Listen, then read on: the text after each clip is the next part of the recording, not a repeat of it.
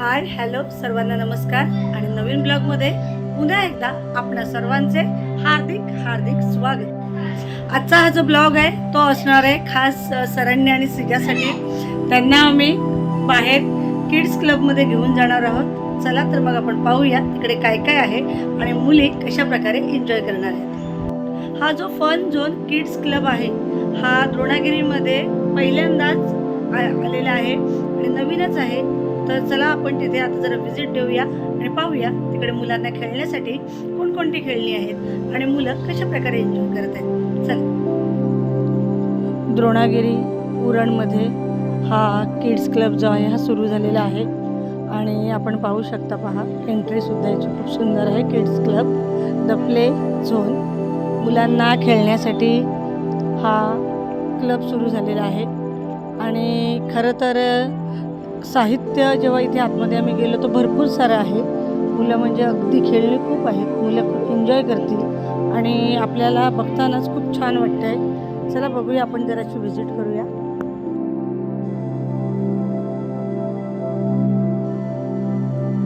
इथे जर आपण पाहिलं तर लहान मुलांचं आकर्षण म्हणजे कलर्स, विविध रंग, म्हणजे सगळी जी खेळणी आहेत त्या खेळण्यांमध्ये विविध रंग असल्यामुळे एकतर आपण सुरुवातीला एंट्री केल्याबरोबरच मुलांना सुद्धा ही गोष्ट आवडते।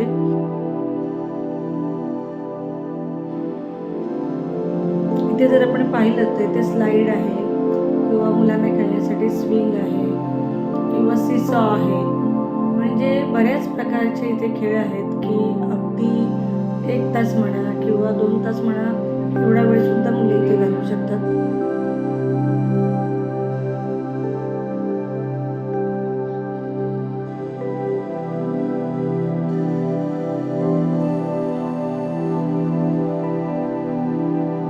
सिजा पहा इथे स्लाईडवर किती एकदम म्हणजे कम्फर्टेबल आहे आणि रंगीबेरंगी इथे बॉल्स आहेत।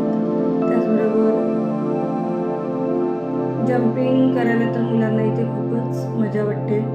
स्लाईड जर आपण पाहिलं तर मोठी स्लाईड आहे, छोटी स्लाईड आहे, म्हणजे बऱ्याच प्रकारचे इथे खेळ मुलं खेळू शकतात, बऱ्याच वेळ इथे घालवू शकतात। आणि आपण म्हणूया की मैदानी खेळ तर मुलांनी खेळायलाच हवे आणि मैदानी खेळांबरोबर अशा प्रकारचे खेळसुद्धा त्यांच्या शारीरिक वाढीसाठी गरजेचे असतात। सिजासुद्धा बघा किती कम्फर्टेबल आहे। सिजा आणि सरण्य यांनी तर ते खूपच एन्जॉय केलं आणि बघा इथे जम्पिंग करता येते आणि किती आरामात ते कम्फर्टेबली जम्प करत आहेत दोघेजणी, म्हणजे एक प्रकारे खूपच एन्जॉय करत आहेत। म्हणजे इथे आल्यानंतर प्रत्येक मूल, कोणतेही मूल असं त्याला खेळायला खूप आवडेल, तिथले कलर्स आवडतील। त्याचबरोबर विविध प्रकारचे खेळ आहेत इथे की फक्त स्लाईड किंवा सीसॉ एवढेच खेळ नसून इथे स्विंग आहे। त्याचबरोबर थोडंसं विद्यार्थ्यांना इंग्लिशमधले ABCD किंवा आपण म्हणूया की अल्फाबेट जे असतात त्याचासुद्धा खेळ ठेवलेला आहे, ते सुद्धा मुलं कंटाळलं तर खेळू शकतात। म्हणजे अशा प्रकारे विविध खेळ इथे आहेत की मुलं खूपच एन्जॉय करू शकतात।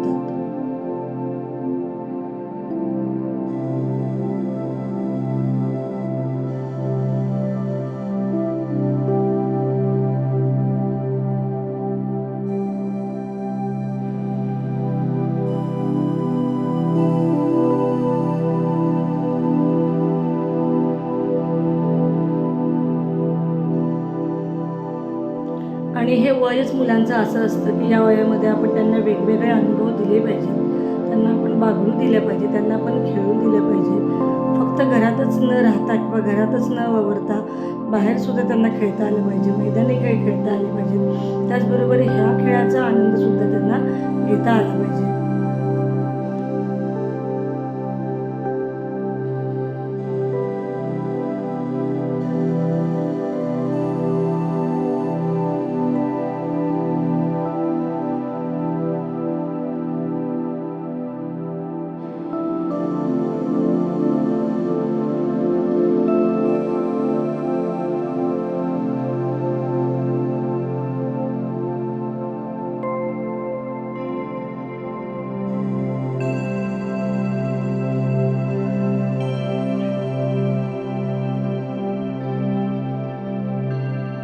आणि इथे एंट्री केल्यानंतर ही विविध छान छान चित्रंसुद्धा सुद्धा आहेत की सर्वप्रथम मुलं ही चित्र पाहूनच खुश होतात. हे कलर्स, हे पिक्चर्स आणि हे जे सगळं वातावरण आहे हे पाहूनच मुलं सगळे खुश होतात. सरांनी तर आमच्या स्लाईडला खूप घाबरायची, पण आता पहा किती वेगाने ते स्लाईड करत होते.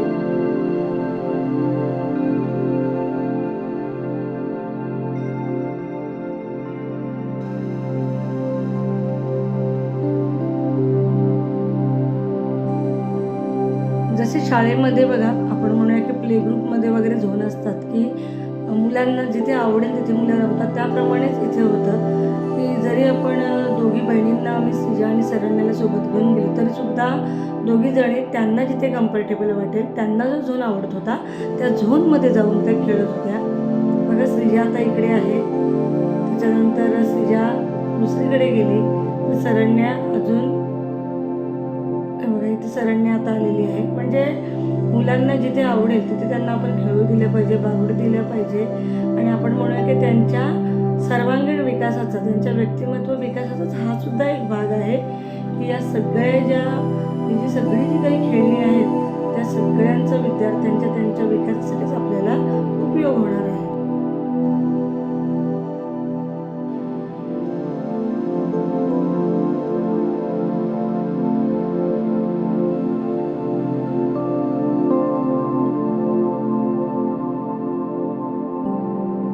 इथे आपण पाहू शकता की सरण्या श्रीजा किती एन्जॉय करत आहेत. म्हणजे खेळण्याबरोबर स्विमिंगचा आनंद सुद्धा ते या ठिकाणी घेत आहेत. म्हणजे अशा प्रकारे यांच्यासारखीच बरीच मुलं इथे आलेली होती, ती सुद्धा यांच्यासारखीच बागडत होती, प्रत्येक ठिकाणी खेळत होती.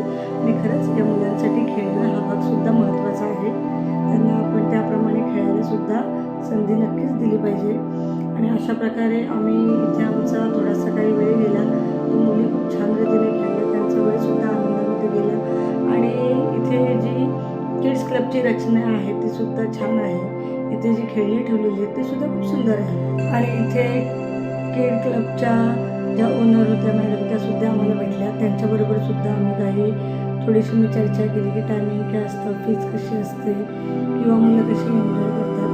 आणि या ज्या मॅडम होत्या या मॅडम यांनी सुद्धा मला चांगले सहकार्य केले, यांनी सुद्धा मला चांगली माहिती दिली. आणि अशा प्रकारे खरंच मुलींनी इथे खूपच एन्जॉय केलं. आपण सुद्धा नक्की एकदा व्हिजिट द्या. थँक्यू.